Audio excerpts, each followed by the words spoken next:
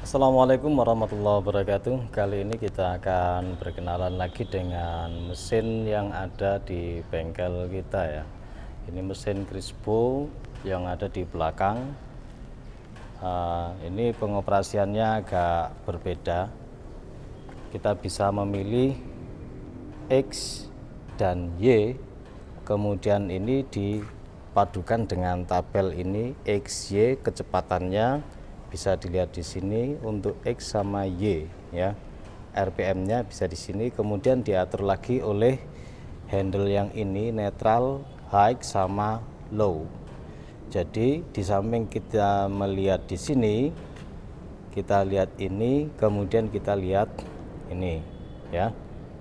X dan Y itu kita bisa memilih dengan kecepatan yang sesuai dengan keinginan kita. Paling rendahnya itu adalah 32 dan paling tingginya di sini 2000 rpm, tapi jangan digunakan ya. Gunakan yang ya maksimal 1000, itu ada puanter banget ya. Biasanya ya digunakan antara 200, 300, 400, 700 itu sudah bagus itu. Kemudian untuk kita mengatur pitch ulirnya, ini kita tidak perlu mengganti gear yang ada di samping sini, tidak perlu, karena di sini dia ada mekanisme tersendiri. Kita bisa melihat ulir ini, oke. Misalnya ulir ini ya, ini 56 KAD 10. Ini kalau kita pakai sistem inci dan seterusnya. KAD 10 berarti di sini kita pilih yang K, kemudian ini posisinya A, kemudian ini posisinya D, kemudian di sini posisinya 10. Jadi di sini ada tertera angka sendiri ya, coba ini lama nggak digunakan ini ya. Oke. Jadi kalau kita pakai inci, ini kita lihat di sini ya, kita lihat di sini. Tapi kalau kita pakai untuk milimeter, kita gunakan di sini. Misalnya 1,75 kisar ulirnya, maka diatur di KSE 10. Ini dipindah ke K, kemudian di sini dipindah S, E, dan di sini dipindah di angka 10. Jadi kita tidak perlu merubah gear ya, karena ini langsung sudah. Ini sekilas seperti itu ya, sekilas. Kemudian pengaman di mesin ini termasuk ini ya, ini termasuk ada pengamannya, karena ada handle switch kontak. Ketika kita tutup seperti ini, listrik akan berjalan ke sana, ada di belakang sini switchnya. Jadi posisi pengoperasian ini harus ditutup ya, harus ditutup seperti ini.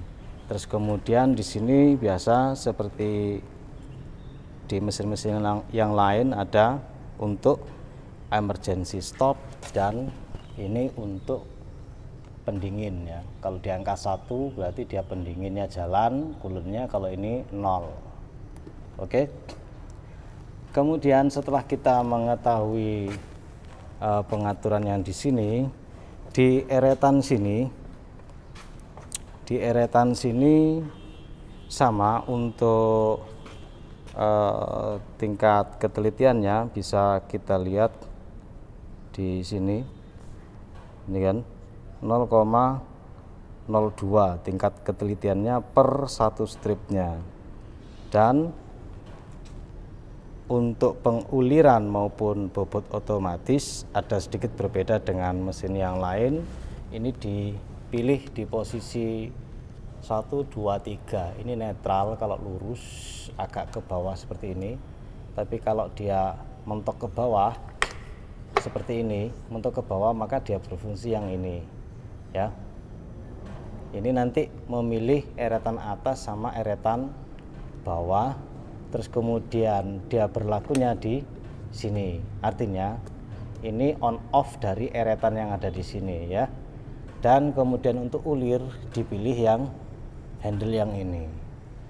Oke, sekilas didemokan ya. Jadi kalau misalnya ini kok tidak nyala, dicek dulu. Kalau posisi begini ya tidak nyala, dia tidak bisa dinyalakan karena dia tidak ada pilihan antara Y dan X nya.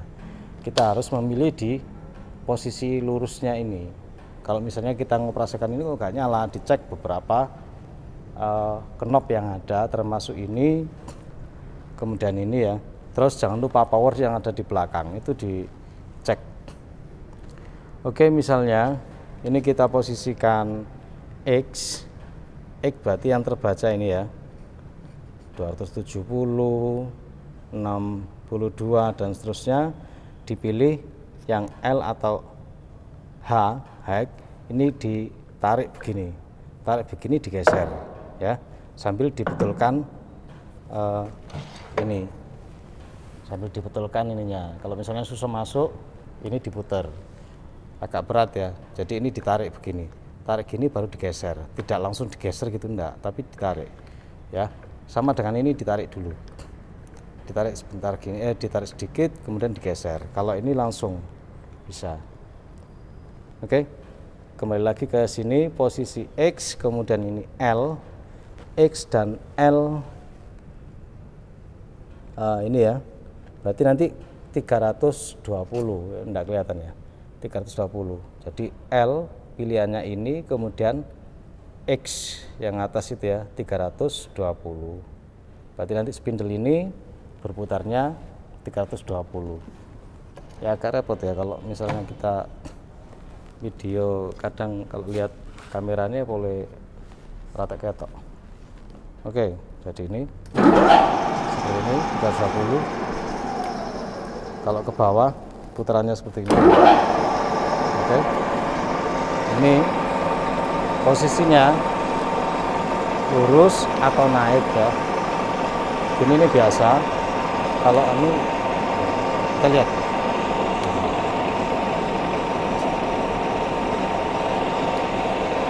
oke, posisinya harus ke bawah benar, baru kemudian bisa kita gunakan yang ini ya. Jadi on off nya di sini, tapi pilihan antara eretan melintang atau utama itu di sini. Kalau lurus seperti ini kita masukkan, maka yang berputar ini ya, yang berputar ini.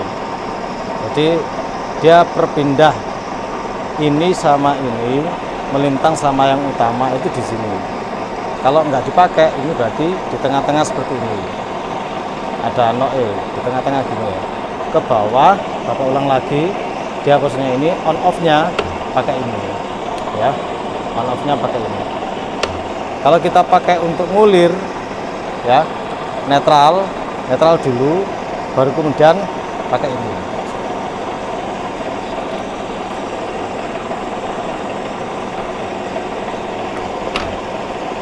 Oh ya, sorry, ini tidak bisa soalnya ininya kan tidak muter ya. Oh ya, tidak merhatikan. Jadi ini dirubah, dicari kisar ulir yang sesuai dulu, kemudian dipastikan digeser. Untuk yang ulir ini dia bergerak. Kalau yang ulir ini tidak bergerak, maka dia nggak bisa dipakai untuk ngulir. Jadi oke, kita coba lagi. Nah ini, oke, dia berputar langsung ya. Jadi kalau untuk ngulir pakai yang ini, sedangkan ini untuk bobot otomatis, milih yang melintang ataupun yang utama, kita gunakan pilihannya ini, on off-nya pakai yang ini. Oke, sekilas seperti itu. Dan di sini ada pengamannya. Jadi ini kalau kita lepas, kita angkat seperti itu, covernya diangkat, maka listriknya mati. Tapi ini masih besar loh ya, gerakan ini tenaganya besar banget, nggak boleh dipegang. Wah, mau arep nyetop mesin ya repot, ngetes kesaktian apa piye ya. Jadi kalau ini posisinya ditutup, dia baru bisa dinyalakan. Kalau terbuka begini, dia nggak bisa. Dan ingat, mesin ini tidak ada remnya ini mati ya, remnya mati. Jadi kalau misalnya pengen otak-atik rem ya, trik-trik aja ini, tapi jangan sering-sering ya. Gini. Nah ini dikembalikan sedikit ya, jadi diputar balik sedikit untuk ngerem. Kita pakai mekanisme magnetik di spool dinamo itu kan sebenarnya model putarnya itu kan karena ada gaya magnet ya yang mutar rotor apa angker ya istilahnya. Ora tek sepiro paham Pak Usman.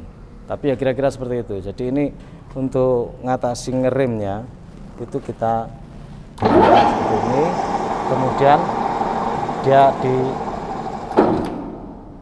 diputar balik sedikit agar ini cepat berhenti. Seperti itu ya. Dan itu pada putaran-putaran rendah aja, nggak boleh pada putaran tinggi. Oke, sekilas ini pengenalan di mesin bobot Crispo ya.